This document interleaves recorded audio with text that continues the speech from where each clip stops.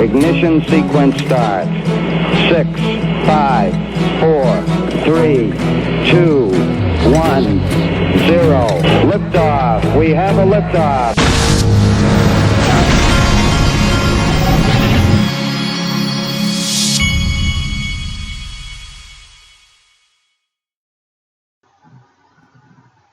Hey everybody, this is the Digital Asset Investor.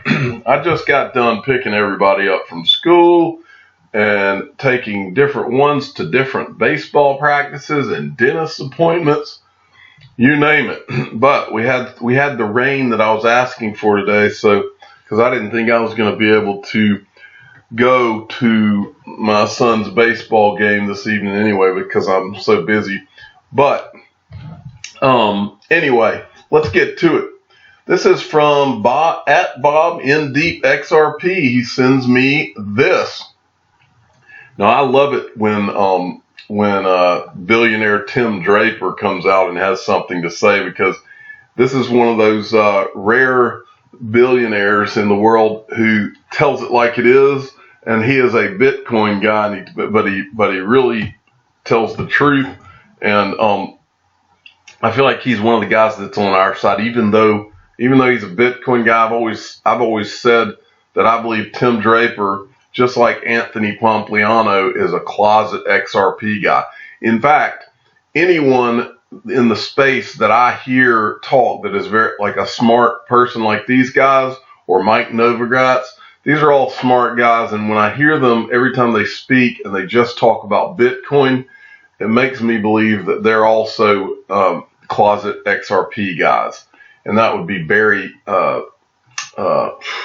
what's this? I'm drawing a blank on his name now. Anyway, Silbert, Barry Silbert also, who's an owner in Ripple. All he talks about is Bitcoin and some other digital assets, but I believe he's a closet major XRP guy too. Okay, well, let's get into what Tim Draper said. It's pretty funny. Billionaire Tim Draper slams paranoid Jamie Dimon, doubles down $250,000 Bitcoin price. He says that guy, first he says, he's talking about Jamie Dimon. That guy, first he says that Bitcoin is a scam. Then he gets all paranoid. Then he lines up all the banks against it. Then he says my credit cards cannot be used to buy Bitcoin. And then he decides he's going to do his own coin. I mean, that was so ridiculous. That's typical. It's like the 7 stages of they go through denial, then they go to acceptance. So he's at the acceptance. That's exactly right. He's got a couple of more quotes in here where things he said. This is from, let's see, that's back in September, where he stands by his $250,000 price. Let's see what he says now. Wait, let me see. I think I may have missed a quote up. Okay, maybe it was this one. My reasoning is that all these, he's talking about his reasoning for the $250,000 Bitcoin price prediction. And I believe Draper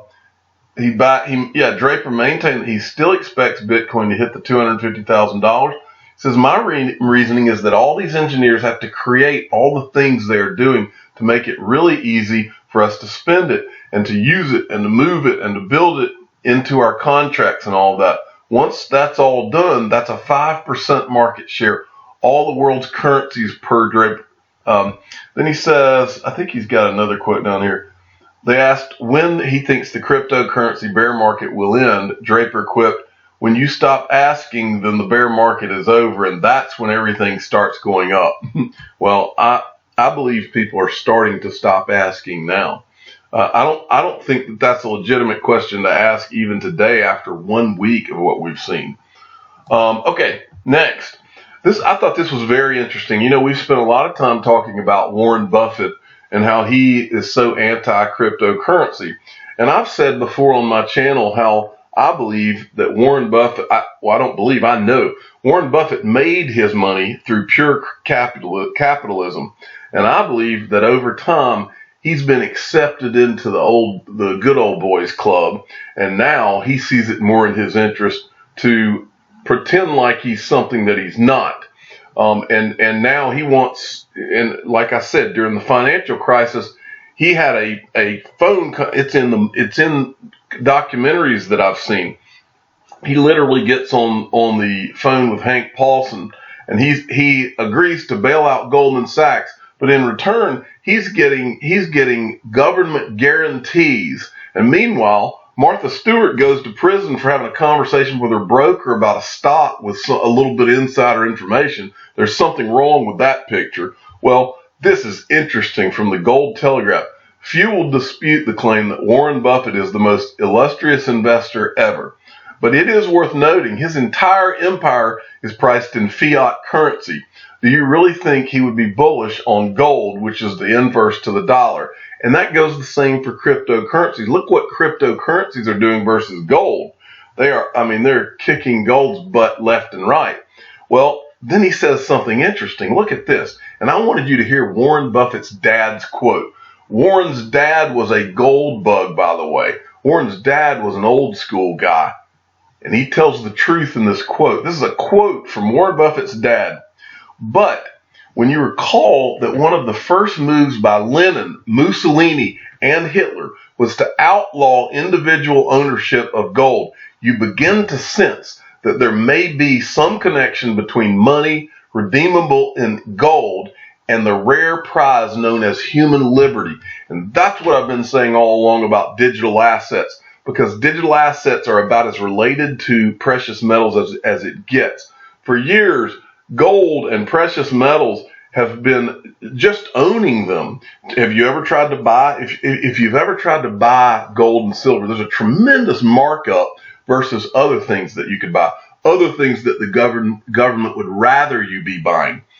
And the reason is because they know that once you own that gold, you can put it somewhere that they can't see and they can't track.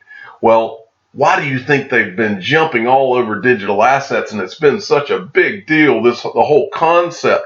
It's the same thing. Lenin, Mussolini, and Hitler literally outlawed the ownership of gold. And the reason they did it is because that represented the lack of control of the citizens. That's what digital assets are. Digital assets represent financial freedom, freedom from those central banks, freedom from the people who want to control your savings and where it goes and what it does, what you do with it, and all of that. And Warren Buffett's dad knew that, and I was glad to have seen this quote. It's unbelievable. Okay, Sergeant Obi-Wan, cryptocurrency witnesses better returns than equities this year. You're darn right.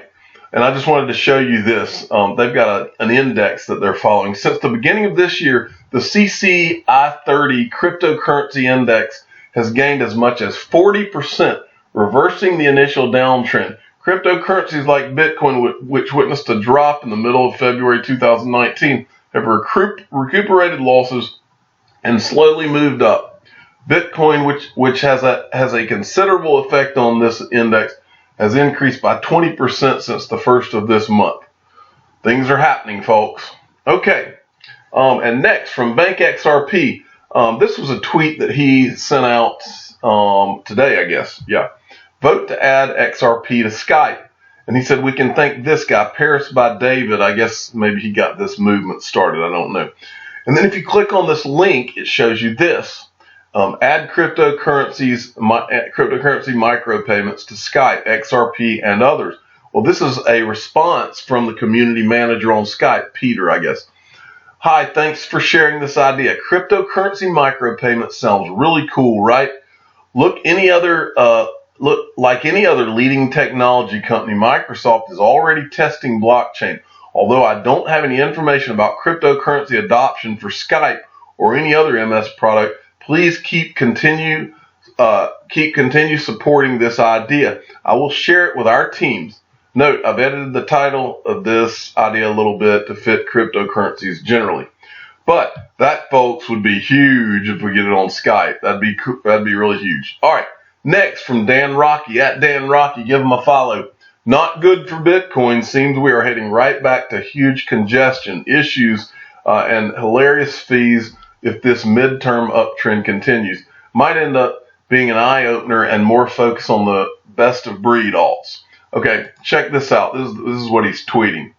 This is from Bitcoin. Right now, BTC fees are at their most expensive in Sats Byte since June 2018. Expect delays in transaction confirmations or use Bitcoin Cash to avoid high fees. Do you see what the problem is, folks?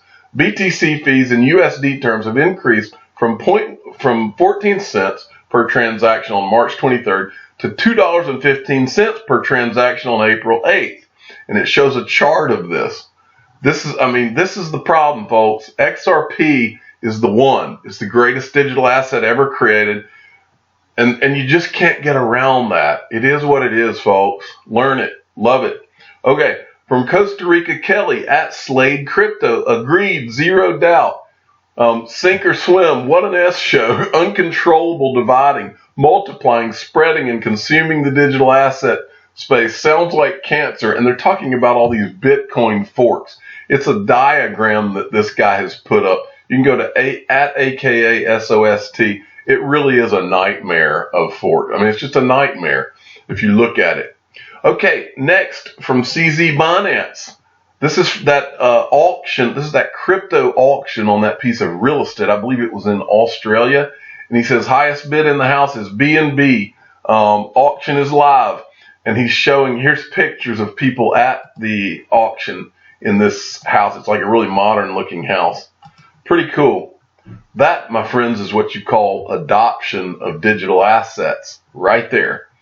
Okay, and finally, I wanted to show you this from Coil, a new video conferencing platform just launched called Room.sh. Comes with some nifty features like a whiteboard, one-click connect, and works on desktop and mobile without installing an app. Plus, it supports web monetization.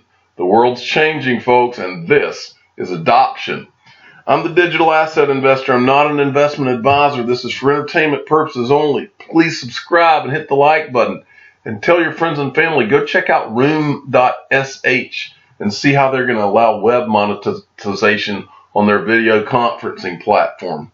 Thank you for listening.